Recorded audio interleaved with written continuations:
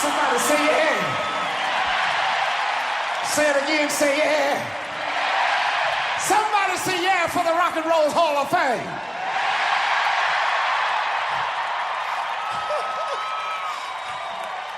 You look good out there, baby.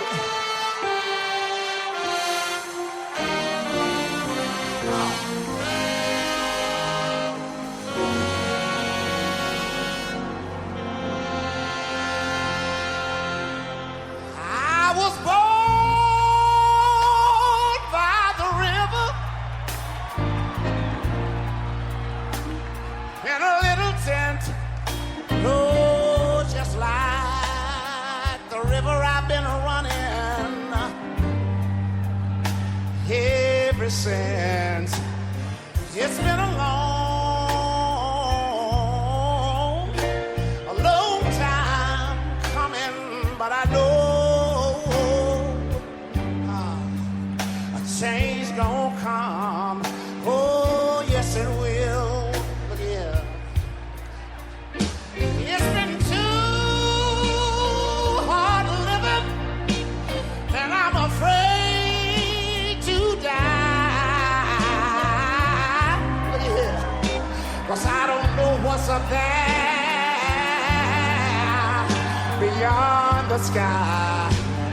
It's been a long, I wish I could come out there where you are, baby.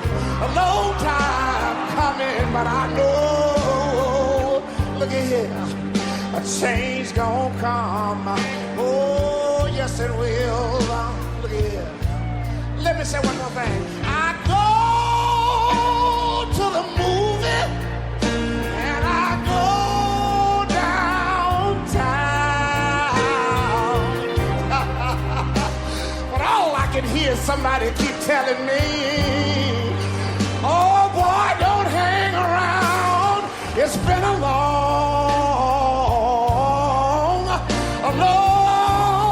If anybody know what I'm talking about, let me see you wave your hand. I know a change gonna come. Oh, yes it will. But I've got to take my time and say this, look.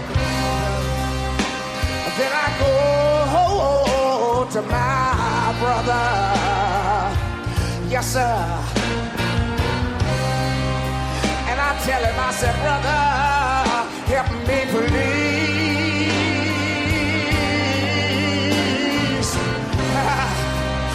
But he winds up knocking me. He knocks me back down on my. There's been times that I thought, somebody say yeah, I can last long. I know I'm able. I'm able to carry on. It's been a long, good God Almighty, a long time coming, but I know a change gonna come. Oh, yes it will. Look at here, one more time, look. Then I go to my brother. Somebody take your hand back and forth like this. Everybody. You sitting in the first balcony too. Help me, please. All over the auditorium tonight. All over the hallelujah. But he winds up knocking me back down on my knees. That's the times what I thought I couldn't last for long. No, I know, baby. I'm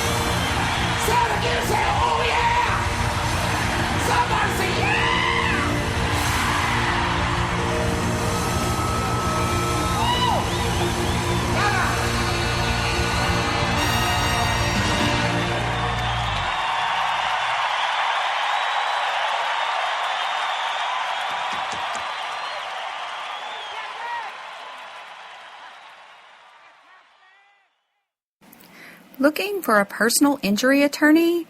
Look no further than Columbia, Louisiana. W. Mark McKee specializes in personal injury cases. He is located at 7134 Highway 165 in Columbia, Louisiana. Tell Mark you heard it right here on the Smoking Glass Hour with Baron Glass. You may also contact Mark at 318-649-2622. That number again, 318-649-2622. Contact him today. Good evening, everyone, and welcome to the Smoking Glass Hour with Baron Glass. We are honored to have you as a guest tonight and want to thank each of you for your faithful support. Without further delay, allow me to introduce to you Mr. Baron Glass. Mr. Glass, take it away. Good afternoon. Welcome to the Smoking Glass Hour with Baron Glass on tonight, August the 24th of 2015. We know that it's a typical Monday, as it always is. When Mondays you have to get adjusted to a new week, dealing with new people, new situations, and new activities. But before we go any further, we want to send a shout out to all our listeners that are out there right now in Baton Rouge, St. Martinville, Breaux Bridge, Lafayette, Lake Charles, Alexandria, Louisiana, Montgomery, Louisiana, Winfield, Catahoula Parish over there in Harrisonburg, Jackson Parish over there in Jonesville, Louisiana. Of course, we have Caldwell Parish sitting here listening, Washita Parish, Monroe, City of Monroe, Richwood, Bossier City out there in Shreveport, Louisiana. We also want to send a shout out to Boston, Massachusetts. We want to send a shout out to Atlanta, Georgia, Columbia, South Carolina, Jam Vibe Radio out there, Kansas. We want to also say good afternoon to Arizona, California, San Francisco, the Bay Area, San Diego, California, along with many other places that are out there. So we like to make sure that we always acknowledge our listeners. And also we want to make sure that Mr. Ongerio Cameron, who is out there listening in Little Rock, Arkansas. So he's also messaging me now, and we're basically live, Ongerio, and I'll get right with you with your text message that you are sending me. So I want to make sure that everybody make sure that you tune in. Also, one of the proudest listeners that's out there, Mr. Larry Bell, just checked in and say, God is able, I'm in. And want to say thanks to you, Mr. Bell, for also always tuning in each and every night that we're doing a broadcast. Here's Ongerio saying that he's tried to call in, and we're going to make sure that we allow Ongerio to call in. Also, we're going to be joined tonight by Pastor A.F. Riggins, senior pastor, founder of Real Life Church out of Houston, Texas, around the 8 o'clock hour, the top of the hour. Pastor Riggins is going to call in and join the conversation with me. We also do a show called Glassology 101, most of the time on Thursday nights. Every now and then we'll tune in on Saturday nights, and Pastor Riggins always bring a good message. He's a history teacher, civics. He also has a degree in journalism. So the guy, he can explain all of this stuff as easy as possible. I want to make sure once again that everybody understand that we are broadcasting live on the Smoking Glass Hour with Baron Glass on WMAD 24-hour global radio. Now, we are still working on that, so we want to make sure that everything is okay. Ongerio, I'm hearing that if from the engineer, you can call in at that direct number because the line is open. Let me tell you, we have two systems going on. One of the systems you can come in and you can chat live. You can chat live with us, or you can call in the number. The only thing about it is that number, it's only a single line. Now we have another system that we use that has multiple lines that you can call in. You can engage in a conversation, whether you can talk with us or whatever the case may be. But nevertheless, tonight's topic is, are we asking the wrong question when it comes to police shootings?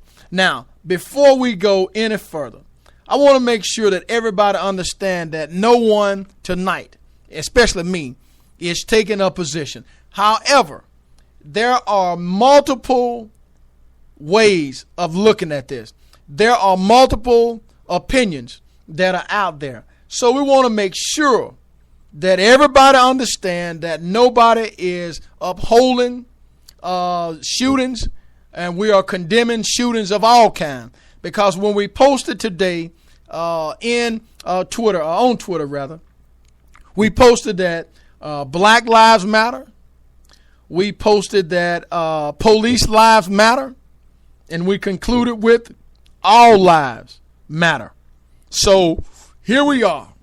We know for a fact that the past year has seen a series of high-profile cases in which police have been accused of using unnecessary force and to sometimes unnecessary lethal force, especially against black suspects. Now, does that negate the fact or take away black on black killings? No, it doesn't. And I'm going to lead you into exactly why I'm saying what I'm saying. Not all of these incidents, as we know, have proven to be what they first appeared to be, as the apparently justifiable shooting of Michael Brown in Ferguson demonstrates. But some of these cases seem to be very clear cut. When we look, we know that Americans of all races and political stripes, they reacted with outrage at the videotape chokehold that led to the death of Mr. Eric Garner in Staten Island, New York.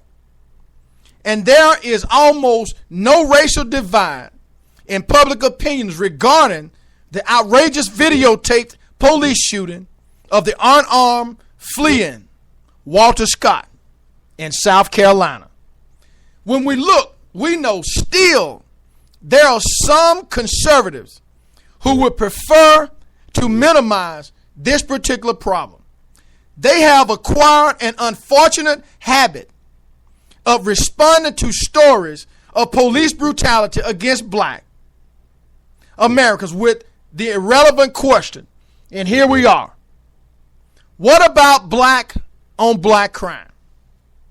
After all, many argue that crimes committed against black Americans by other blacks are far more common than police shootings or other excessive uses of police force. Why so much concern about these cases when they arrive? It is not enough to point out that this off-sided comparison is bunk, a digression, and not a true argument at all. It is worse than that. For one thing, we know it assumes that African Americans labor under some kind of collective responsibility or collective guilt, which is totally not the case. A concept that conservatives reject in every other instance and should not be accepted here as a special case. But more importantly to that, this line of thinking evinces a failure to understand a key role that government is expected to play in the lives of all citizens. Law enforcement is powerful, and every American, regardless of background, has the right to expect fair treatment from law enforcement.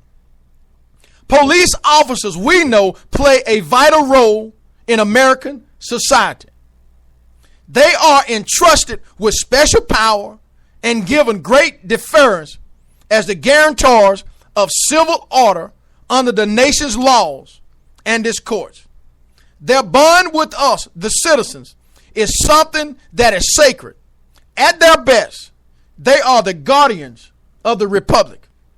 But much is expected from those to whom so much respect and trust are given. Thus, the greatest respect that Americans have for law enforcement is precisely what makes a corrupt, brutal, and otherwise lawless police officer a worse criminal than any other kind. The worst crime, after all, is the corruption of that which society holds in highest regard. Law-breaking citizens, just like law-breaking officers, in addition to the people they physically harm society's trust in the vast majority of their police colleagues who want to do the right thing. Their very ability of the police to improve society and fulfill their mission erodes every time the public trust placed in them is betrayed by one of their own. This is why these police shooting incidents really do matter for liberals and conservatives, for black and whites, for rich and poor, for police officers and non-police officers, for all of humankind. And it's why everyone does well to follow them, to hold police to a high standard, and to judge such occurrences based on the facts of each individual case. Now, when we look at what has just was said, when we look at what has just taken place, we find that all apples in a bunch are not that bad. We find that everybody that's out there policing is not doing a bad job. We also find that every person that's out there is not necessarily doing the wrong thing. So if every person that's out there is not doing the wrong thing, then we have to conclude that every other person that's wearing the badge is not doing the wrong thing. So when we look at these equations, we want to make sure that everybody understands that we try to call a spade a spade. If it's black on black, so to speak, which is a myth, because you don't say Chinese on Chinese, Indian on Indian, Mexican on Mexican, white on white, and everybody has a tendency to kill from within. So why do we continue to accept the notion that black on black is factual? True enough, it happens. Is it bad? It's just as bad. No, it's the same merits as if somebody else killed somebody else. Why? Because a human life is a human life. We know for a fact that some people try to continue to divide.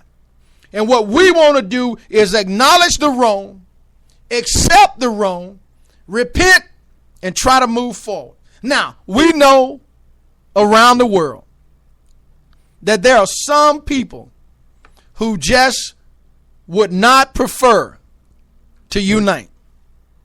We know that some people would prefer to continue the great divide amongst the people in this country and across the globe. So the question is, where do you stand? The question is that denial is a serious problem when it comes to the historical aspect that has happened here in this country. So when we look at all of the facts, when the smoke clears and the dust settles, what side of history do you stand on? Do you stand on the side of history where people continue to deny? Do you stand on the side of history where people continue to change what history is and was? Or do you stand on the side of history that accepts what happened, that acknowledges what happens, and willing to sit down at the table and try to find, if not a middle of the road, some kind of common ground? Because we know that e pluribus unum, out of many comes one. The question remains, will we ever reach the perfection that this country has the potential to? Only you can determine what side, what role you plan to play as we continue to move forward. Now, when we look at the millennials and we make a comparison between the millennials and the baby boomers, the question was posed today: what is the difference between those back then and those who are present now? When we look at protests, for example, we know that those who came from that civil rights era, those who came from that baby boomer, they understood what it was like. They knew what it was like not to be able to do some of the things. They knew what it was like to put on a police uniform and not be able to go out and make an arrest. We looked today. We looked at one of these individuals by the name of Mr. Edward Thomas, who joined the Houston Police Department in 1948. He could not report for work through the front doors. He could not drive a squad car.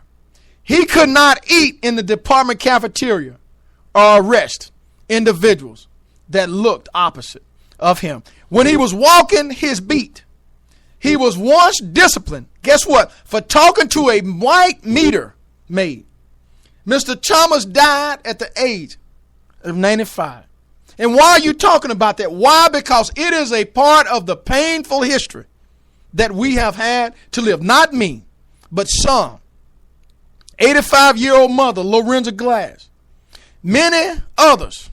And when we fast forward to now, the question remains, in some areas of the country, does it still exist that way? Are you still told that you have the badge, but you can only do so much? So tonight, we're talking about, are we asking the wrong questions when it comes to police shootings?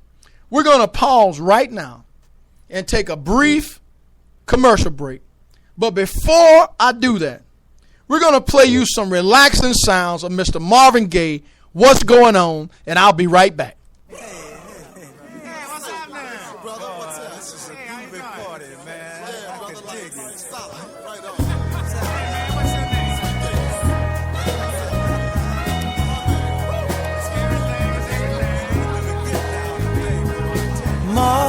Mother, there's too many of you crying.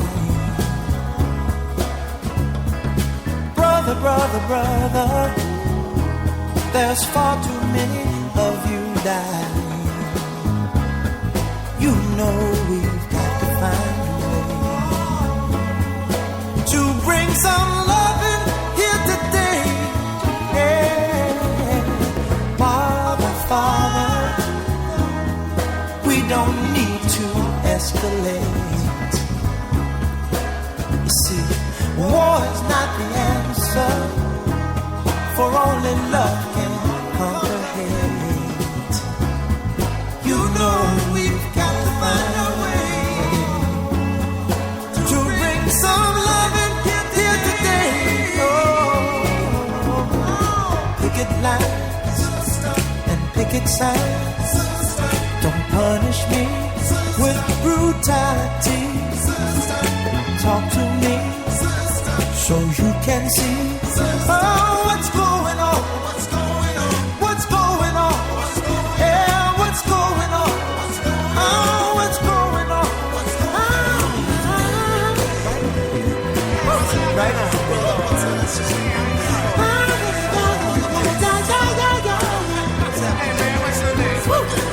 Right on. Right on.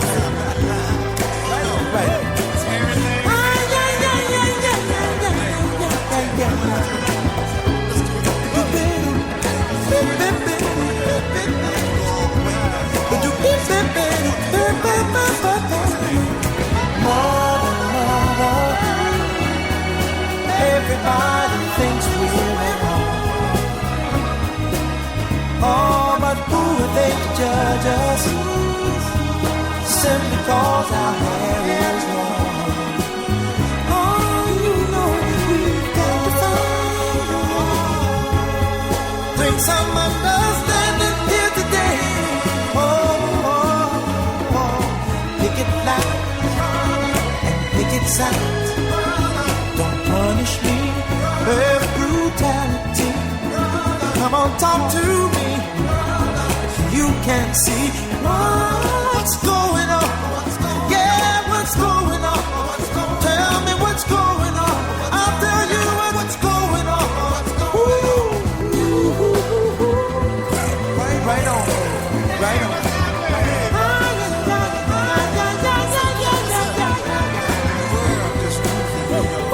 Right on.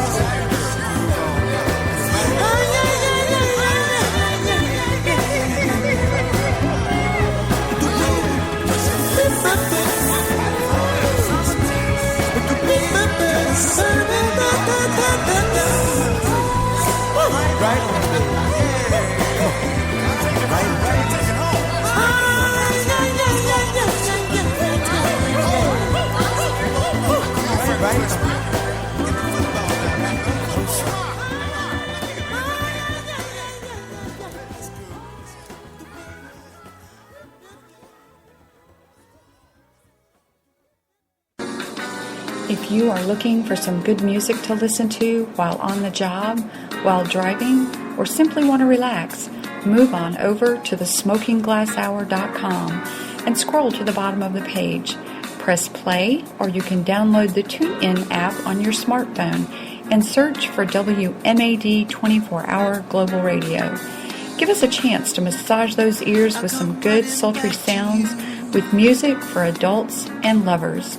You are now listening to WMAD 24-Hour Global Radio.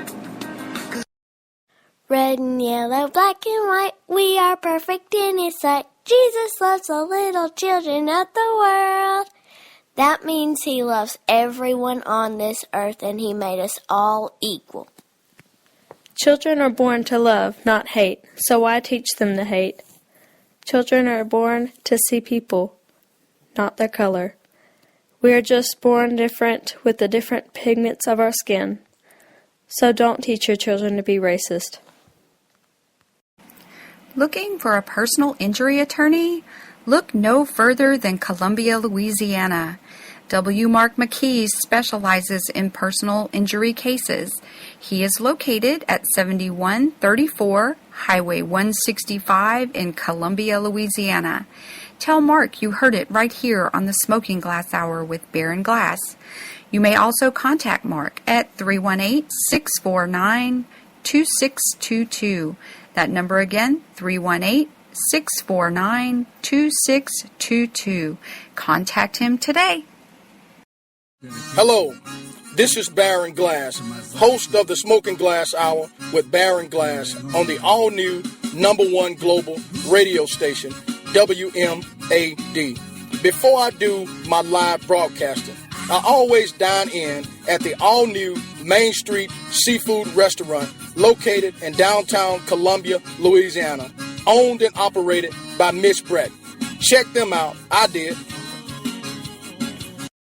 We are back broadcasting live with the Smoking Glass Hour with Baron Glass. Tonight's topic: are we asking the wrong questions when it comes to police shooting? When we look at a former police officer and now a law professor, Seth Staunton, he made a point that is critical in how we think about these incidents.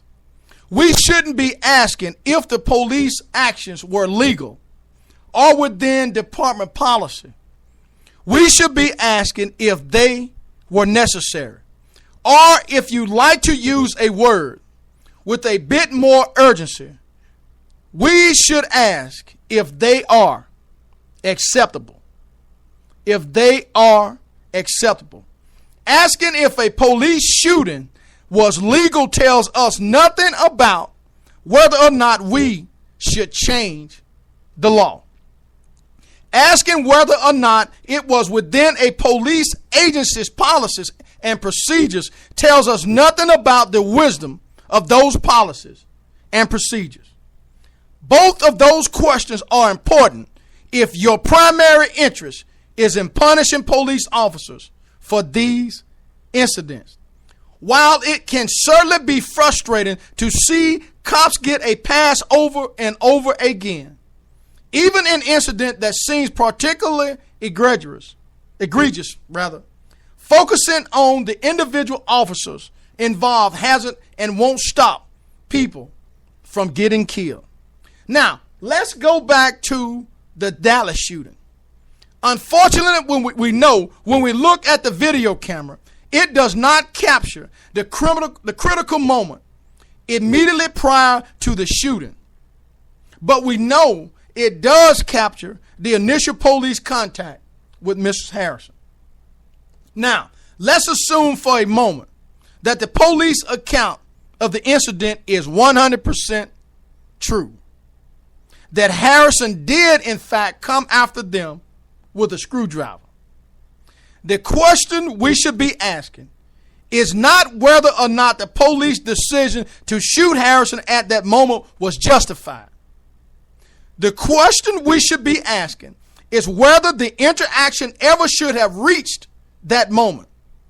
Or if we go back to our more basic question, was the shooting even necessary? Now, the video we know strongly suggests that it was not. Why were two police officers responding to a call about a possibility of schizophrenic man? Would it be better for a mental health professional to have accompanied them? Now, some may take the position that if Dallas police officers are going to become the first responders to calls about mentally ill people who have possibly become dangerous, are they at least given training on how to interact with those people? We're talking tonight. Are we asking the wrong questions when it comes to police shootings?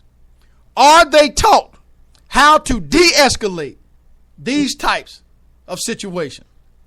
From the video, we know it looks clear that these particular police officers did the escalating and not Harrison. Now, that's other positions. It's not the smoking glass. It's the cops who begin yelling and who take a confrontational stance. Now, yes, we can say that Harrison was holding a small screwdriver. And yes, in the right circumstances, even a small screwdriver can do a lot of damage. But that does not mean you pull your gun on everyone who is holding a small screwdriver. There's probably nothing illegal about a police officer unnecessarily escalating a situation with his words or his body.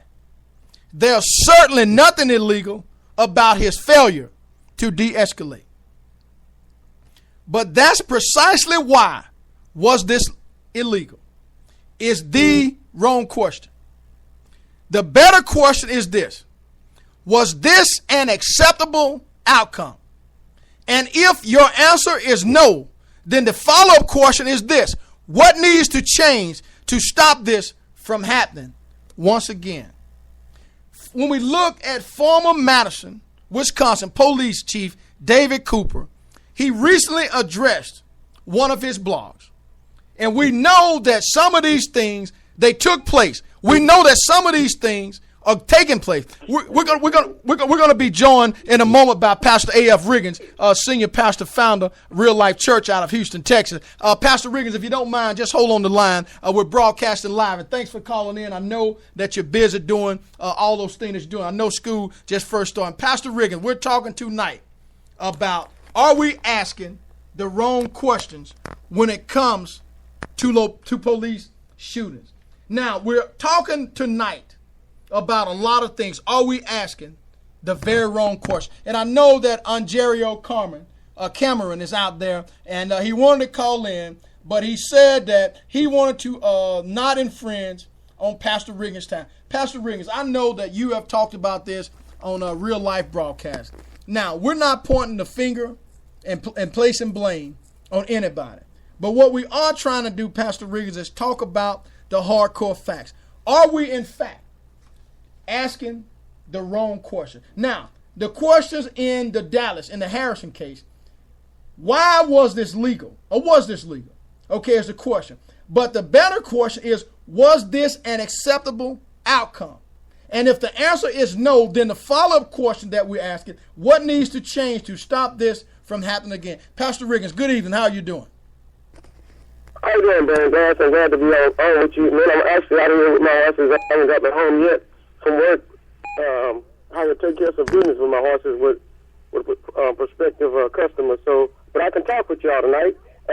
The question you're asking, can you hear me loud and clear? Yes, sir. You are loud and clear, Pastor Riggins. At any point in time, I know, like Ontario said, I do not want to infringe on your time. I know it's your first day back, but if you don't mind, just dialogue with us a little. I stated at the outset of the broadcast that you and I do a little Glassology 101 when we come on and we try to explain as much as possible that's going on, try to take a proactive position and get people involved. And I explained to the audience that you can clarify and make things so plain with your history background, with your civics background, with your broadcasting background. So Pastor Riggins is in your hand. Yes, man. I think the question we're asking a lot of times in the case of the police shootings are, first of all, when the suspects themselves may sometimes put themselves into a situation where they're defying authority. It sets up for those who already have a bent towards injustice or maybe are quick to make prejudgment. The word prejudice means to prejudge. They're prejudging the young men, stereotyping them or stereotyping their behavior and feeling like they need to meet it with excessive force, and then the police becomes the judge, the jury, and executor all at the same time. The case in Dallas, are we talking about the case in Dallas at the when the guy went into the car lot? Is what we're talking about? The guy had a screwdriver. His name was Mr. Harrison. He was, I believe, a mentally ill, schizophrenic guy, which he had a mental illness. But okay. We're not just stuck on one particular case, because we know that some have been determined by the rule of law as being justifiable. We don't have any issue with that. Because we're basically trying to explain and not take a position for or against, but we are taking a position on justice for all. All right, what's going on, I believe, for instance, my biggest one is there's two cases that really stuck out. One, she didn't die at the hands of the police on the side of the road, but ended up dead in jail. So that was the Sandra Bland case when actually she did not want to put out a cigarette, and the guy said, since you don't want to put out a cigarette, now come on out the car. And she becomes afraid. So I don't want to come out the car. So I'm calling my lawyer right now. I said, come out this car. I'm gonna light you up with the taser and try to open the door to get in to get her out the car. The other case I'm talking about that really sticks out to me is the University of Cincinnati police that once the guy could not produce a driver's license says, okay, come on out the car. And then the guy takes off his seatbelt to come out the car and looks behind him and sees a gun pointing at back at him, decides to take off and get shot. Which tells me that the first reaction is shoot first, then let's think about it. Instead of let's talk about it, think about it, and the force, excessive force should be the last resort. Excessive force becomes the first resort. Whereas many times we watch, I know there were cameras all around and it was for police, for TV production, but bad boys, the cops going to come for you. Those guys are all kind of crazy to those cops, and nobody came up dead. So that tells me that police that's our protocol. They do have a way to diffuse situations without people coming up dead. But for some reason, in many of these cases, our young men and young women are being shot simply because someone in the wrong place at the wrong time. Not the one getting shot. It's something like the wrong police at the wrong time, or the wrong law enforcement officer at the wrong time is handling the situation. And then now we expect a grand jury, expect a district attorney to come to our aid and to our cause, and most of the time they will not come to our aid and cause. Now in the case of the University of Cincinnati, immediately the district attorney came to the aid and to the cause. In the case of the young man in Dallas not too long ago who got killed by a guy who was six months on the force, that guy got fired. But still, it didn't bring back the young man. And will he be prosecuted for what he did to the young man and end up dead? So I'm thinking, what I'm looking at is when I give it not by color, not by trying to have one bit to the right or to the left. That it seems like these police involved, and it's the police who have made up their mind that they need to use excessive force before they even determine what force to use.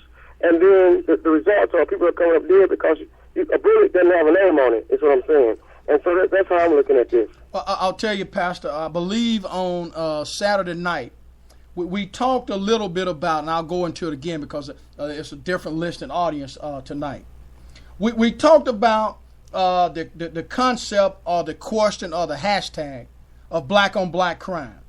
Now, we know that some have indicated and taken a position that the term black on black crime is an irrelevant question. Okay, now, we know that some argue that crimes committed against black people by other blacks are far more common than police shootings or other excessive uses of police force.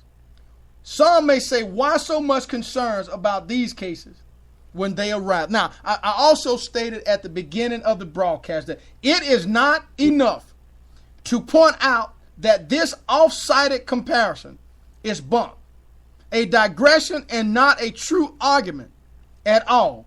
It is worse than that, Pastor. For one thing, it assumes that African Americans labor under some kind of collective responsibility or collective guilt, a concept that conservatives and the like reject in every other instance and should not be accepted here as a special case. Do you share that position, or is your position a little different? And if so, please apprise us.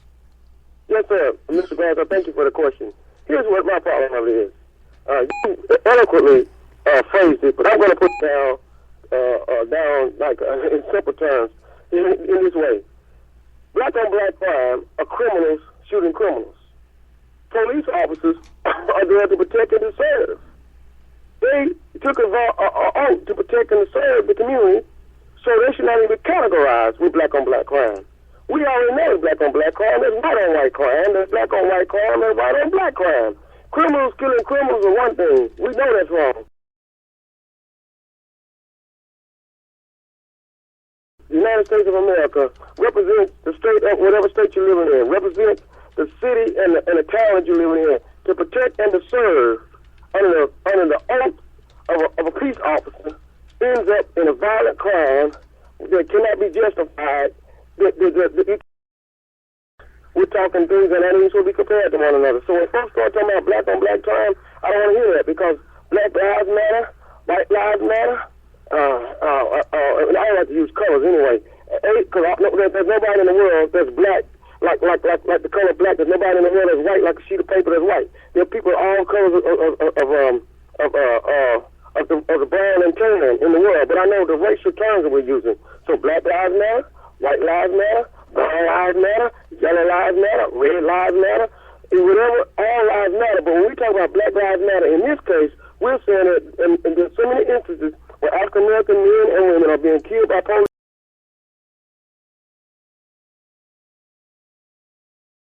It's acceptable, or the person deserved it, or they should never be in trouble. And that's where we have a problem with this situation. So Pastor Riggins, let me ask you this. And again, we try to inform some and remind others.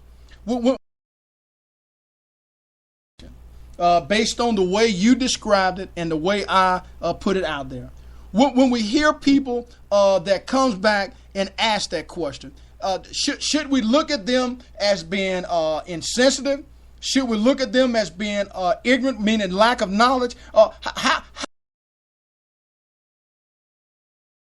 Let's say a conversation or a Facebook conversation or a Facebook dialogue, because the one thing that you don't want to happen, you don't want your emotions to get involved and supersede what reality is. So what advice, because I see it oftentimes, Pastor, that people take a position,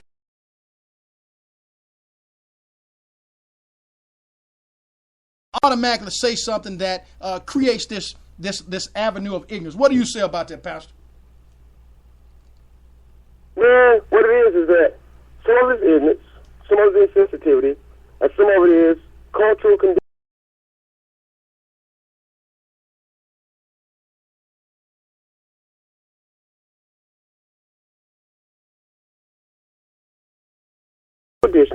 Some of it is insensitivity, and some of it is just folks just believe that other people's lives are not valued. And so this guy's out there causing problems. He's caused problems in school, caused problems in the street. So the police takes him out. He wasn't going to be a good citizen anyway. We save the state some money. That's how they look at it. That's insensitive, and that's cultural conditioning and racism involved. But sometimes it's just ignorance and folks just don't understand. Right. And Riggins, I know that you are very good, and you remind me somewhat of the Bible, because if you need an answer to a question, you can always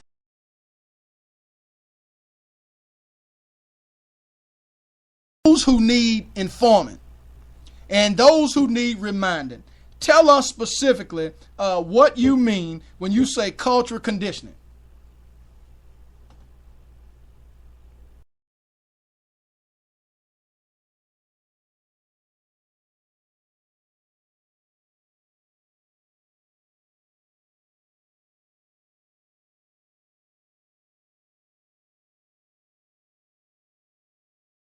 Ideals and stereotypes about people.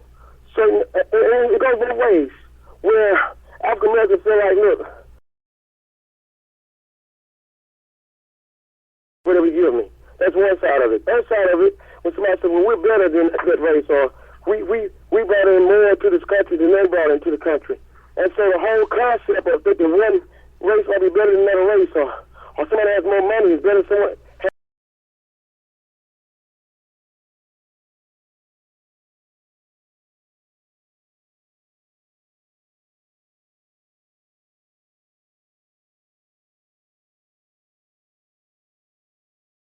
Than another person's value. All this stuff is called cultural conditioning. Well, listen, when they brought out in front of the little kids and said, look at the color of the black doll. You think she's bad or good? And African American and little kids said, the black doll is bad. Look at the white doll. She's good. That's cultural conditioning. Because somebody told them that a certain color is better than another color. And when that happens, even though we don't have that blatantly happening anymore, it's subtle, it still is in the fiber of our culture.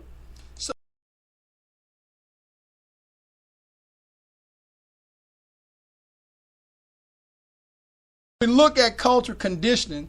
Can every race basically accept their responsibility and their role for actually culturally conditioning? Because I know for a fact that some people, this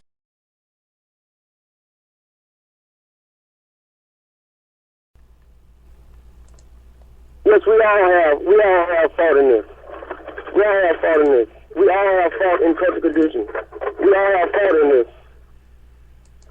Excuse the background noise. There's someone out here that's taking care of business with horse. We all have cultural conditioning, and so we all have a fault in this. And when all of us have a fault in this, then we all have to take the responsibility of reconditioning, the responsibility of reteaching. What you're doing right now is groundbreaking. Getting on the radio, having a discussion about it, people getting involved, being able to have a voice to be heard about it, and then taking what we're learning right now, and then we have to go teach it to our children, whether to spend more time and just talk about the radio, but make it happen in community. The way you have your community, Conweb Parish community involvement group that you have, I don't know the exact name, Restoration, and how you get people involved from all races, all backgrounds. You're breaking down barriers. You're reconditioning the culture so that we not accept what's been always accepted in the past. Well, I'll tell you what, Pastor, you just gave our next upcoming Glassology 101, which I'll invite Ongerio Carmen, in on the conversation as well, and we will talk specifically about cultural conditioning and the evil effects that go with. Now, I venture to say, Pastor, that some people from all sides of the spectrum, they would fall on the category or on the side in the level of ignorance, because sometimes people don't really understand that. When you say, okay, well, the Santa Claus is this color, or the Santa Claus is that color, or you go out and buy this color and you exclusively put that color on this particular item. So when you look at that, because like I said, Pastor, you and I, we talk real, because you talk about real people, real life, real answers on A.F. Riggins, senior pastor, founder, Real Life Church out of Houston, Texas, each and every Tuesday night at 7 o'clock p.m. And then you also talk on Sunday afternoons at 8 o'clock p.m. with Wrap It Up Live. So you too are groundbreaking. You too are doing some other things. So when we look at those out there in the trenches, sometimes it's just a matter of allowing your voice to be heard with logic and reason. So if you don't mind, Pastor, I'd like for you to go it on and let's put this out there, that the next show that we decide to do, I know that your time frame has changed, and we'll work around that. Glassology 101, we're going to specifically talk about cultural conditioning from all cultures. And when you look at, are we asking the wrong question when it comes to police shootings? Well, let's look at it this way. Let's look at cultural conditioning. Well, if I have a badge on and somebody automatically violates the law and they do not comply with an unreasonable command, I have the right to shoot and kill. That's cultural conditioning to me. Now, on the other side, it's cultural conditions if you feel like because you're driving down the road in a BMW and you happen to be African American, black, or whatever the case may be, and somebody stop you, well, you have this privilege of doing whatever you want to do, acting crazy. No, that's cultural conditioning if you're going back and teaching other people that you should not comply with the law itself. How do you feel about that, Pastor? Mr. Glass, you spoke very well, because you can't decide to abuse the law just because you think the lawman is going to be unjust, because then you set yourself up for that injustice to continue. Also, also, let me throw this in there. What if you're African American police that kills an Anglo man? Then what happens? See? No one will address that because cultural tradition is, maybe we're going to bring it to the grand jury and try to put him on trial. He has to prove that he did it in self-defense or did it in the line of duty. So all that's cultural conditioning, as I look at it. Right. And the issue on that, Pastor, is like you said, you have to go from conditioning to reconditioning. And I asked this question today of a friend of mine, in another state. Here's a question.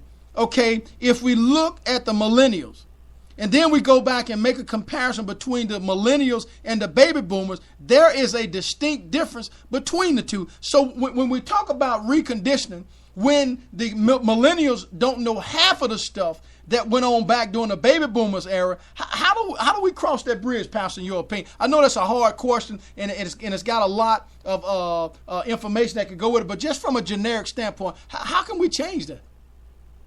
History must be taught. If history is not taught, it tends to repeats itself as ignorance in the process. In other words, they'll say, I've never seen this before. But it had happened before. Even the Bible says there's nothing new under the sun. Everything that has been has already been done. It's just being seen again and again. So even in history repeats itself. But if folk have not been taught that history repeats itself, then, it says in 1955, how many years ago was that, 1955? Would it be 60 years ago? 1955? Emmett Till. Come on. Emmett Till, 1955.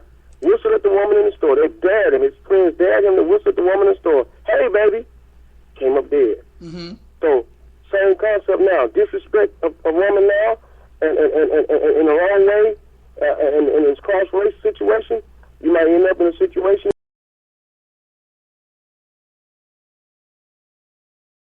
and he came up dead.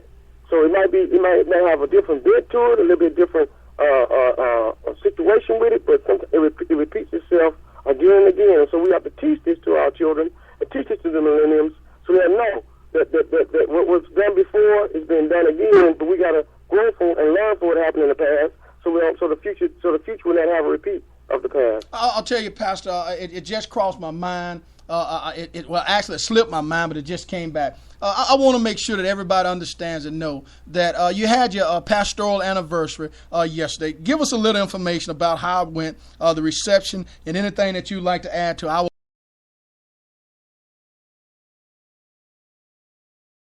to you and your pastoral anniversary. Mr. Glass, it was a very good service. Mr. Glass sent a letter over to the for the secretary of the church or the program director to read, and you would thought I paid him to write that. And also we had Mr. Ron Spike that was there that was able to speak also from the other radio station that we sometimes affiliated with, and we had people there from the community, other pastors there, our members there. My brother came out from Hempstead, Texas, his church, New Faith Ministry, and preached a good sermon, and we had too much food, we had barbecue, and just had a good time. Of course, my worship team, we did our singing. I love to sing. See, that's a part of me you don't know anything about. So we did our singing and everything, and had a good time. And it's 30 years of pulpit ministry since I was 16 years old, and 23 years of pastoral ministry since I was 23 years old. And so we're excited about what God is doing, and thank you for being a part of it, even though you were not there in person, Mr. Glass. Well, I'll tell you what, AF. Here we are. Pastor Riggins is one of the most wonderful pastors in the world. He is loving and kind. He is an example to the whole world and exhibit great character inside the four walls of the church and beyond the four walls outside the church. Over the last year and a half, he has shown me how to love by the way he loves. I stand in awe of his life and how he loves God and shows it every day in his action. His tenderness to the children and the elderly is clearly seen in his message and his actions toward others. His sermons on WMAD radio are wonderful. Everybody loves hearing him speaking, including my 85-year-old mother. His words flow from wisdom. He has a great sense of humor and loves to make others laugh. He is filled with wisdom. He is a man of integrity and courage. He is a mighty man of valor. No other man can be compared to him. He is loved, he is respected, and he is adored. He has a brave heart. Pastor Riggins is an awesome man of God.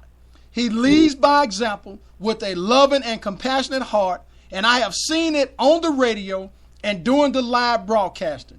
He preaches the infallible and unchallengeable written word of God. He gives freely of his time and support to all that need a listening ear, words of encouragement. He never rejects the people of God needs in any way. Pastor Riggins is a man after God's own heart. Pastor Riggins visits the sick, a role model to the fatherless, a comforter to the widow, and a helping hand where there are needs unmet. Most importantly, he is one who follows the divine order of God. Pastor Riggins is an exceptional man of God with a heart so big and full of love, he was truly chosen from God above. Jeremiah 3:15 says this, "And I will give you pastors according to mine heart that shall feed you with knowledge and understanding." God did just that when he gave us our shepherd who practices what he preaches and teaches in order to give us a closer walk with our Lord and Savior, sweet Jesus. On behalf of the Smoking Glass Hour with Baron Glass, we all salute you on your special day. May God bless you, your family, and your entire congregation. Pastor Riggins, we believe that that is fitting to only you. So hats off to a wonderful day, and thank you for coming on the Smoking Glass Hour with Baron Glass once again tonight. I know that you're busy, so I'm going to let you go, but before I let you go, I'm going to let you make your final closing words, and then I'm going to plug you in with your commercial. But I'm going to let you tell us what you got going on tomorrow night on Real Life, Real People, Real Life, Real Answers on a Real Life broadcast. Thank you, Mr. Glass. Tomorrow night we'll be coming back on at 7 o'clock p.m. at 516-387-1217, Real Life broadcast. Real People, Real Life, Real Answers. We'll be talking about, rapping about series Born for This, created with my purpose, designed for my destiny. Come on every Tuesday night at 7 p.m. We're looking forward to having the audience on. Thank you for the opportunity to share tonight, and thank you once again for the kind words that you've written and spoken tonight and on yesterday. May God bless you and your audience. Well, Pastor Riggins, I know that school is back in. We're going to be praying for you and hope that everything goes well. If there's anything that we can do from afar, please make sure you let us know. And we're going to make sure that we try to tune in tomorrow night on Real People, Real Life, Real Answer with Pastor A.F. Riggins, senior pastor, founder of Real Life Church out of Houston, Texas. Now, I think somewhere in the broadcast, about another 5 minutes, Ontario Cameron is going to be calling in. So, Pastor Riggins, we're going to let you go and get back to your wife and your duties. I hope everything work out for you. Thanks for calling in, Pastor.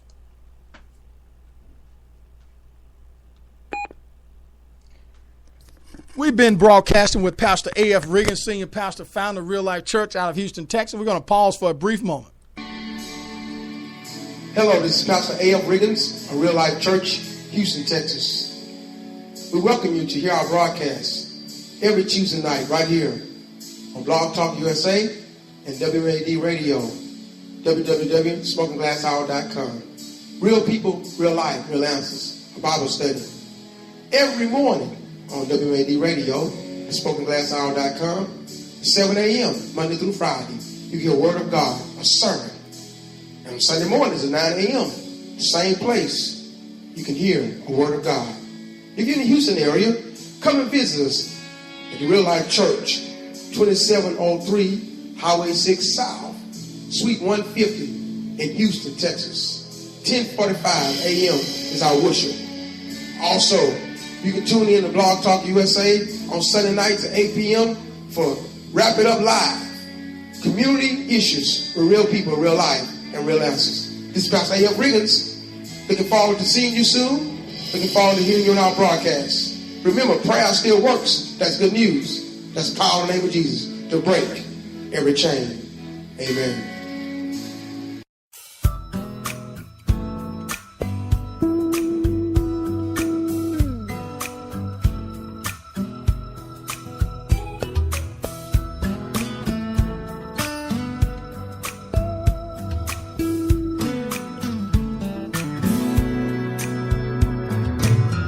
If I can reach the stars, pull one down for you,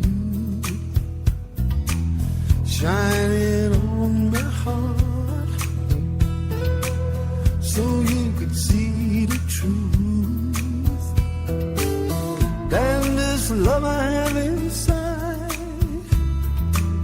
is everything it seems. But for now I find it's only in my dreams that I can change the world. I'll be the sunlight in your universe. You would think my love was really something good.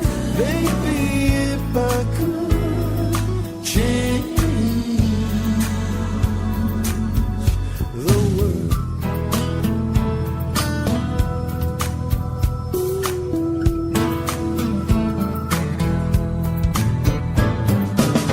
If I could be king, even for a day, I'd take you as my queen. I'd have no other way. And our love will rule in this kingdom we have made. Till then I'd be a fool,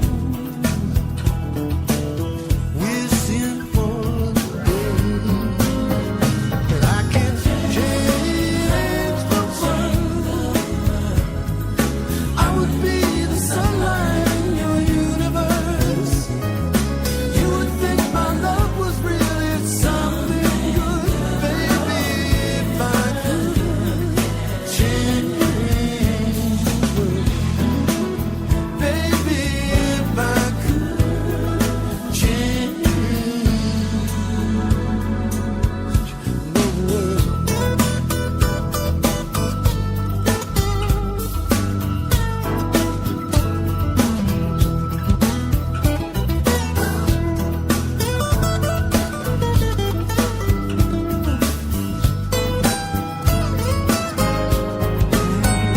I could change the world. I would be the sunlight in your universe. You would think my love was really something good. Baby, if I could change the world. Baby, if I could change the world. Baby, if I could change the world.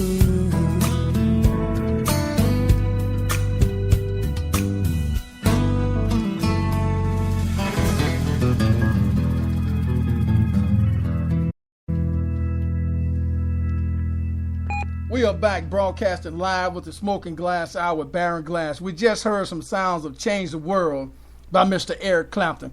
We're now joined by Mr. Ongerio Cameron out of Little Rock, Arkansas. Ongerio, how are you doing tonight?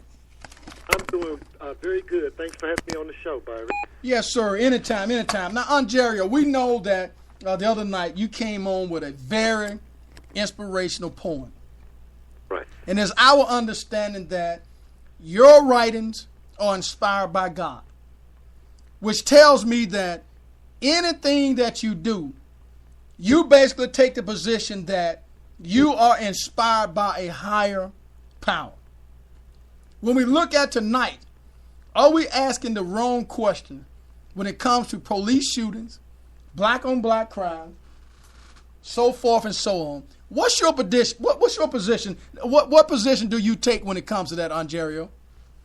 Yes, thanks for that question, Byron. It's a great question. The position, I think, is I absolutely think we're asking the wrong question. I think the question that we need to be asking the police is where are the applications so that we can become officers. When you look at the politics of it all, we are controlled by the descendants of the slave master. So we've taken on the characteristics of the slave master. So one of the things I try to tell the brothers and sisters is, what does it take to stop your enemy? Well, to stop your enemy, you must know what at least as much as he knows. And in order to defeat him, you must know something he don't. Now, what does the enemy know that we don't know? He knows politics. He knows law. He knows economics. He knows education, and he controls justice. So until we know those things, we'll continue to be victimized by him himself. This is why I push this agenda so hard, to become a police officer, or to become a judge or a lawyer, or to get into politics, because that's where power exists. And so we have to take that back. We have to take that part of our lives back that has been taken and stolen. One of the things we do is we take on the characteristics of our oppressor, of our kidnapper. When you look in the black community, what do you see that's any different than what the slave masters did to us? We kill each other, we rob from each other, we rape each other, we beat each other. These are the same characteristics that have been imposed upon us. So these are the things that we have to reverse, and this is why I push the agenda of God and righteousness so hard. Ignorance and righteousness, unrighteousness go hand in hand. Let me show you how. When you look at ignorance, what is ignorance? Ignorance is knowing the difference between right and wrong, and you still do the wrong thing. So what makes a black man know something is wrong, or any man, is know it's wrong and still do it? Because he likes the righteousness. You know, he's an unrighteous individual. So I want to get us back to a point of being righteous. Well, I'll tell you, Pastor Riggins just concluded, and he used the term, Ontario, of cultural conditioning. How do you feel about cultural conditioning, and would you like to give your definition or your description of what you think cultural conditioning means? Yeah, absolutely. Culture conditioning is a brainwashing that we have been up under for so long. We have been breeded, like I said, when you look at the vows of slavery, what was taught in slavery? There were many times, and a lot of black people don't know this, but there were many slave masters who would make the slaves fight one another, kill one another, destroy one another, even rape one another. So these culture conditioned activities continue to fester in our African American communities. When you couple that with the lack of education, and you couple that with the lack of poverty and economics and all these other factors that you put into the pot, then, yeah, it's a brainwashing that has systematically destroyed the African American community. So when we look at all of the statements that you've just made, validated, how do you feel that the black community can become proactive rather than reactive, go from conditioning to reconditioning, and channel this thing down an avenue that would be more productive rather than counterproductive? A movement. I am inspired to create a movement myself called MOC. MOC is MHOC, which means many hands, one circle. And so we have to get our brothers and sisters, but it's not just exclusive to blacks. You know, it's to we invite all races of people into this movement. But I think that's the primary thing we have to do. We have to unite ourselves as a people and get together, and we have to come up with workable solutions. Like I say, there are many ideas, and no one man has the ultimate answer. It's a combination of everybody's answers and ideas that has to come together. So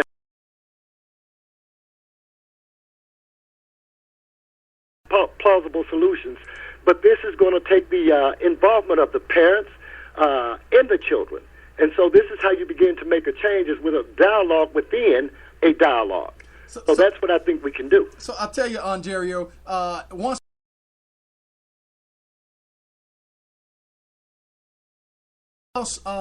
basically some of your implementation steps, how would you like to start this out? Is there a certain age or whatever the case may be? No, there's no certain age with MOC. Even the smallest child can hold hands. So that's the whole thing of it. Is MOC is about unity. It's about uniting the people. And so what we're doing down here in the state of Arkansas in this movement is we're calling meetings, and we're having our brothers and sisters come and share their ideas. And we're basically the same thing they did in the civil rights movement. You know, marching together, arm in arm, hand in hand.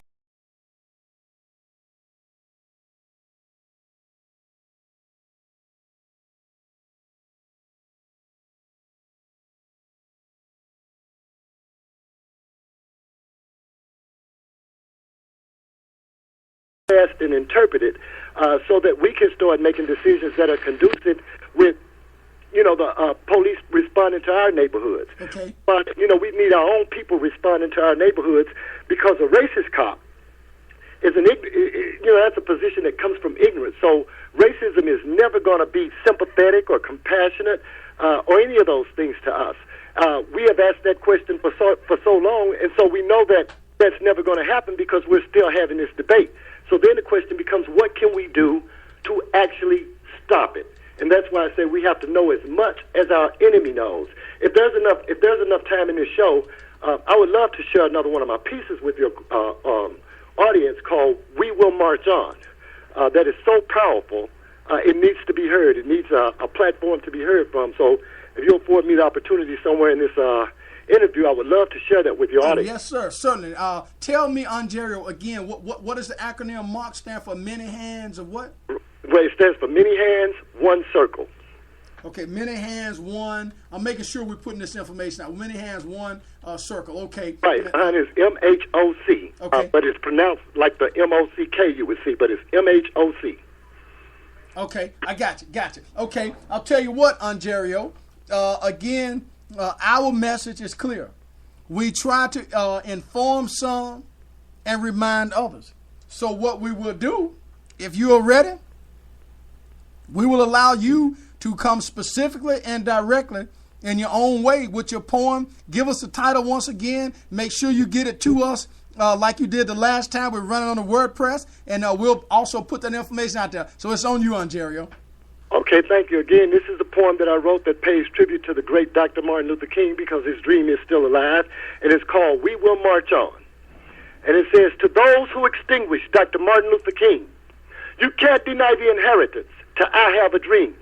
His message rings loud from the bottom to the top, from the desolate valleys to the peaks of each rock, from the streets of hostility to the inadequate schools, to the ignorance that invite anger and hatred to rule, from the racial slurs to the realms of each mouth, to the isolating tracts of oppression in the South. We will march on, no matter the test, to the eastern Plymouth Rocks where the ships came abreast. Our search for the key to be free will not end, from the abolition roots to the underground dens, from the hot Aryan deserts to the cold northern fields, to the western plains known for their high sloping hills. We will march on to the courts of this land, from the laws of injustice to the blood on your hands, until you respect our dream to be free, to live without judging the color you see. We will march on to proclaim our worth, from the city-state capitals to every nation on earth, up to and not excluding the White House steps, to insist on equality, fairness, and help. Look at the evidence in case you have doubts. Our prisons take in what our colleges keep out. Innocent little kids whose tombstones bear. This happened to me because nobody cared. Teenage girls try to hide from their pain, becoming young mothers seeking love out of shame. We will march on through the streets after dark, to the drug-infested corners where the gang wars start, from the fatherless homes to the kids that don't eat, to the unemployment line still dragging their feet. There's no place on earth that we will not go to carry out the dream that Martin loved so. From the shores of our coast to the oceans that cross, to the faith that we traded, from the hope that we lost, from the overworked hands to the underpaid checks, to the back-breaking bills of poverty and debts, through wind-bitten alleys under makeshift sheets, to the concrete beds where the homeless have to sleep. We will march on to the trials and protests, from the jury-rigged verdicts to the railroading arrest, from the riots of despair to the cause and effect, to the precinct units that serve and protect, from the lethalized weapons to the fatal nightsticks, to the cell-binding gavels that sentence and convict. We will march on for the woman who cries, from the tear-built shelters to the grief-stricken eyes, from the covered-up bruises to the scars that reveal, to the paralyzing fear and the violence that kill. We will march on to the sites of GovDot, from the sick, twisted schemes to the predatory plots, from the tax-fleecing audits to the parasitic greed, to the cash-strapped refunds that trickle down on our needs. We will march on until our history corrects, from the plantation slaves to the Generation X, from the contract breaches to the traps that confine, from the local urban housing to the welfare lines, from the town hall meetings to the campaign trails, to the lies and deceit that you stand up and tell. We will march on in care of Dr. King until the leaders of this nation sign off on the dream, from the paper-tainted bills to the presidential throne, to the constitutional promise. We will march on. Angerio Cameron, live on the Smoking Glass Hour with Baron Glass. Tell us again what's the name of that poem, Angerio. The name of that poem is called "We Will March On." Now, let me ask you this, Ontario. We're gonna shy away a little. When you from words to put them on paper. I'll tell you this here. I'm a very passionate person, and I'm a firm believer that, this is one of the quotes, things that God has given me. If passion is not the choreography of your writing, then you will never learn to dance with your words. So you have to have passion in order to dance with your words. You have to have a meaning in order to dance with your words. So that's where it comes from, a passion that God gives me. And that's how I come up with it. He gives me what to say, and he gives me the passion to deliver it and to say it. Well, we can hear the passion. And as a matter of fact, immediately responded out there, I definitely want a copy of that. Now, Ontario, do you have any books or anything like that is out there right now that people can actually have access to? You have any websites and things like that people can go and check your stuff out? Tell us a little bit about where they can go and find out information on your poems. Right. I just signed a book deal with Dorrance Publishing Company, so hopefully my book will be out here somewhere around the October month. But I'm on WordPress. I have a WordPress website, and you can just go to Ontario Cameron's WordPress.com and look at some of my poetry on there. You also can, like I say, plenty of it is on YouTube. If you want to look at some of my videos on YouTube, I have about maybe 10 or so videos that I placed on YouTube for those who just want to check it. In fact, that piece I just did for you is in conjunction with a speech that is also on YouTube that I did. And there are several speeches that speak to the very issues that we're discussing today. So they can go there and look for it. But, yeah, my book should be out hopefully by October, and be able to, hopefully I'll be able to get that on ebooks and download it, or either purchase a hard copy if they like. Well, I'll tell you, Ontario, when that book comes out, we would love to have you to come on live. The date that it goes out, or somewhere shortly after that, to promote your book live on the Smoking Glass Hour. Along with, we have a little store on the website that we will be glad to try to help drive traffic to where they can purchase this book. Whatever it is that we can do to try to help promote you, we are anxious to do that, because at the end of the day, Ontario, we have to be willing to help our fellow brother. And sometimes that fellow brother may be somebody we know nothing about. So when we share these things and these topics about, are we asking the wrong question when it comes to police shooting? Are we asking the wrong question when we have people in our community that does things that they really shouldn't be doing, but they're duplicating what has been done to us back in the day? So when we look at history and we fast forward it now, what do you think, Ontario, needs to be taught to this millennial generation to get them back to the fold of where we once was, going down this road to what we call progress and or success?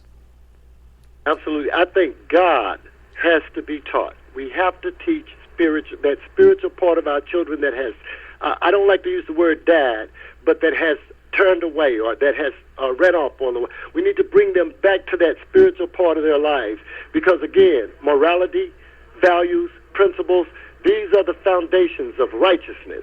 And before anything else will work, you got to have God. You got to have God. Nothing, what is it to say, St. John 15:5? God is the vine, we are the branch. Without him, we can do nothing. So we have to absolutely have that part of us to do anything successful, and it works out. So I bring everybody back to that point right there, because that's the basis of it. Mm-hmm. This is what we've gotten away from. This is what has destroyed our unity, is a lack of that spirituality. I think one of the things you had said, Leslie, when your grandmothers are raising the children, it's a problem. Mm-hmm. And the mothers are not able to do it. So what has happened that has disconnected the mothers from their children and the fathers from their children? And it's that spirituality. When you lose God, you stop caring.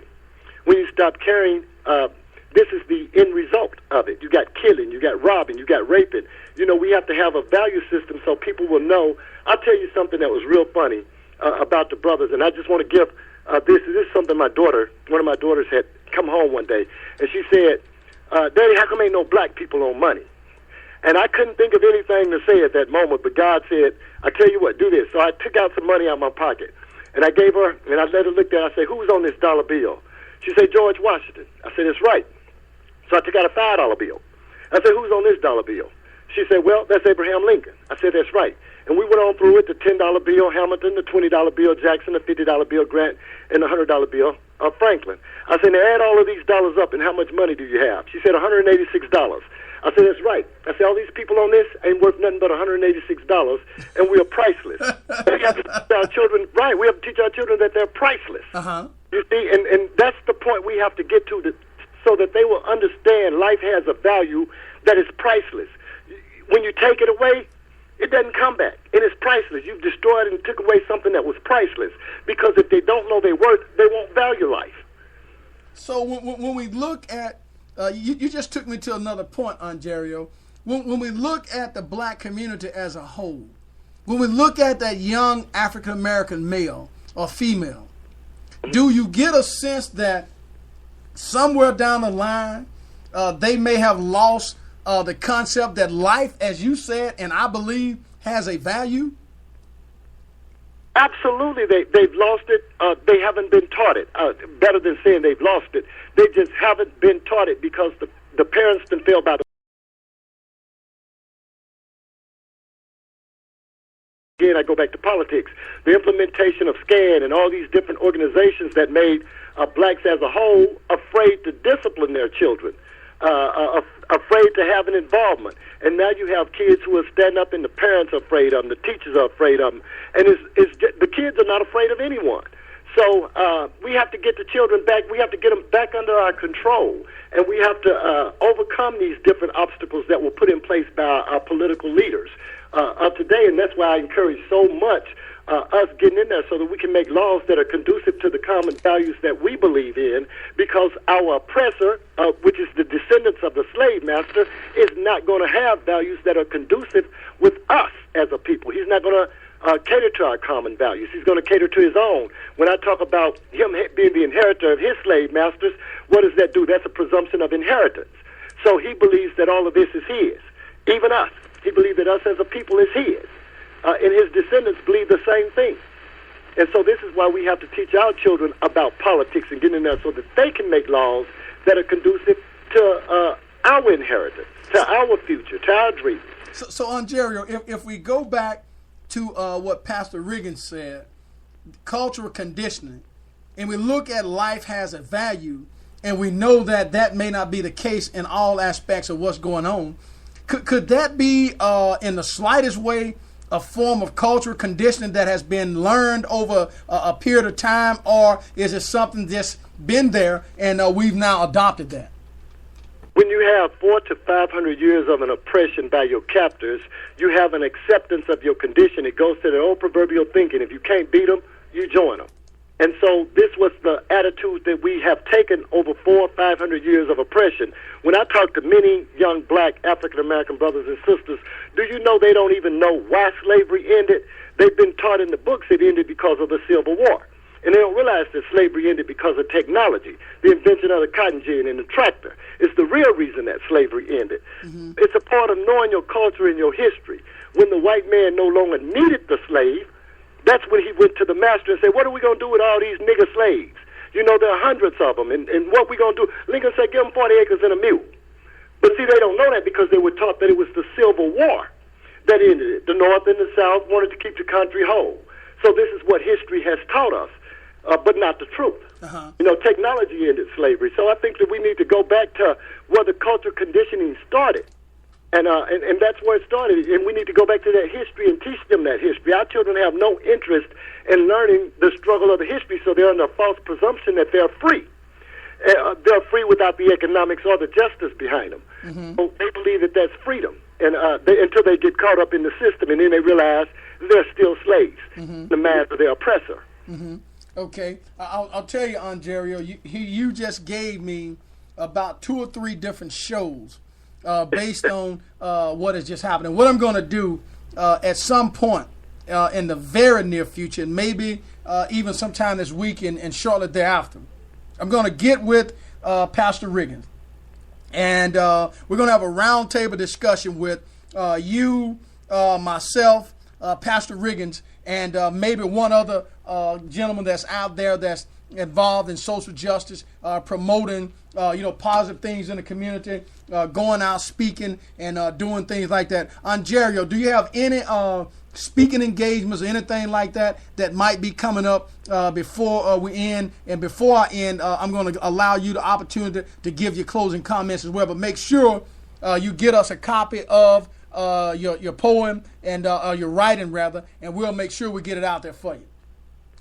No, I don't have any particular engagements coming up in the next month or so. So my schedule will be pretty much free in the next month. As far as speaking engagements, like I say, I'm working really hard with this movement about MOC, which is many hands, one circle. So I hope everybody will become a part of that and join hands and spread that word and tell them that this is God's movement. I'm just a soldier doing my duty, but this is what He has given me to create a movement about MOC. And in just closing, I just want to reiterate to our brothers and sisters, because I think we're some of the most intelligent people on the planet, if not the most intelligent. So we just have to get back to a national order of love, and unity, and we have to start embracing us as a people, embracing one another. We are so afraid of each other. We don't.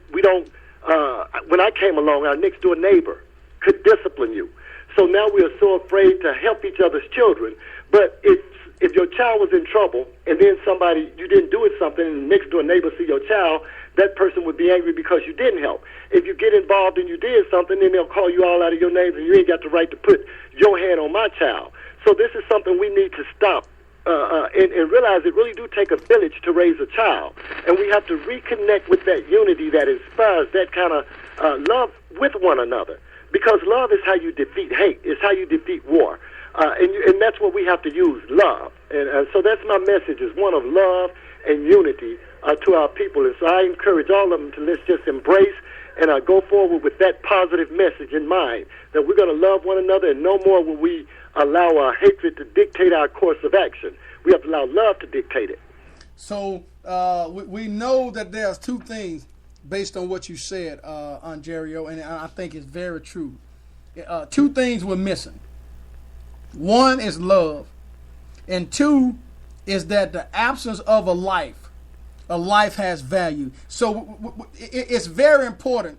And also, Ontario, if you don't mind, your program MOC, if you could kind of share some of that information on your social media page or whatever, and kind of tag us in it or share it with us, because we would like to try to help you promote that.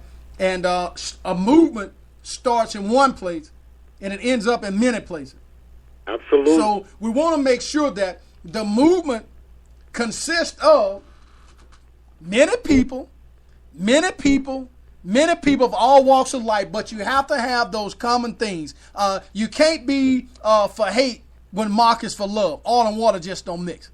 That's right. You can't be for the devil when God is a part of MOC. So if you have the right attributes, color does not eliminate you.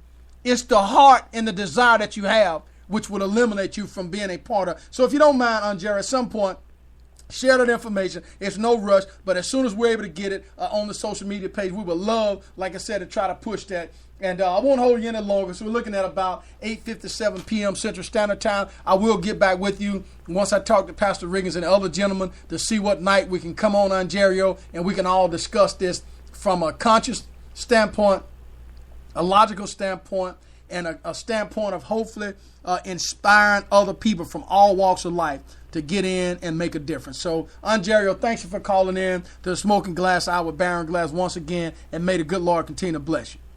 All right, thank you for having me. Okay, anytime. Good night. All right.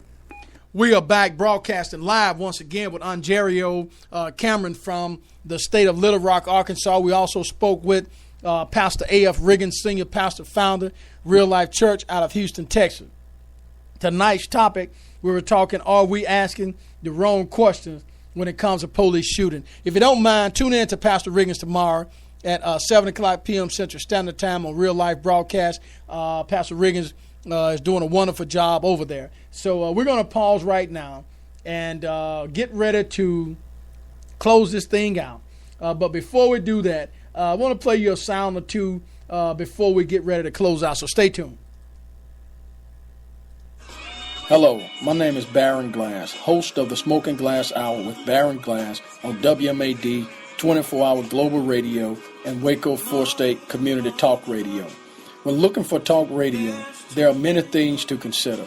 We believe that we are the best source to bring you a wide variety of topics: the rights of women, civil rights, social rights, constitutional rights, and all other rights we have as citizens.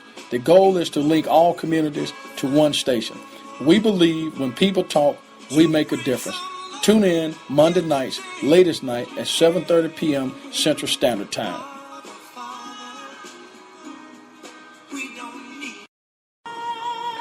Racism. The belief that all members of each race possess characteristics or abilities specific to that race, especially so as to distinguish it as inferior or superior to another race or races. Baron Glass, host of the Smoking Glass Hour with Baron Glass, each and every Monday night at 7:30 p.m. Central Standard Time on the #1 global 24-hour radio station, WMAD. Join my co-host April Ayala and I as we make an attempt to bring this evil system and a way of life for some to the forefront and have an open discussion with civility and honesty, with hopes of minimizing this problem that has affected so many lives. We ask that you join us. We all can make a change, and we surely can make a difference. We are back broadcasting live with the Smoking Glass Hour with Baron Glass. I want to thank you for listening in tonight. Tonight's topic: are we asking the wrong question when it comes to police shooting? As always, we start the show out with Sam Cooke, "A Change Is Gonna Come." And I'm going to close it out with the same song, different singer, the Reverend Al Green. May one day we live and wake up and see that a change has in fact come, and that change will continue to remain. Stay tuned and have a good night.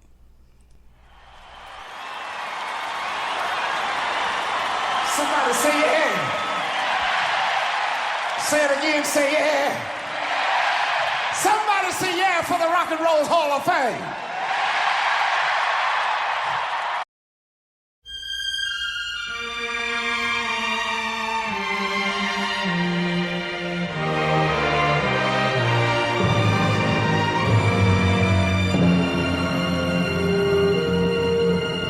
I was born by the river in a little tent. Oh, and just like the river, I've been running ever since. It's been a long time coming, but I know a change gonna come. Oh, yes, it will. It's been too hard living, but I'm afraid to die, 'cause I don't know what's up there beyond the sky. It's been a long time coming, but I know a change gonna come. Oh, yes it will. I go to the movie and I go downtown. Somebody keep telling me don't hang around. It's been a long time coming, but I know a change gonna come. Oh, yes it will. Then I go to my brother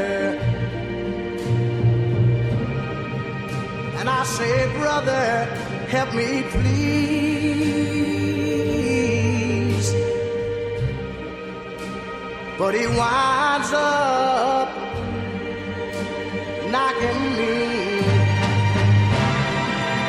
back down on my knees. Oh, there've been times that I thought I could last for long, but now I think I'm able to carry on. It's been a long time coming, but I know change gon' come.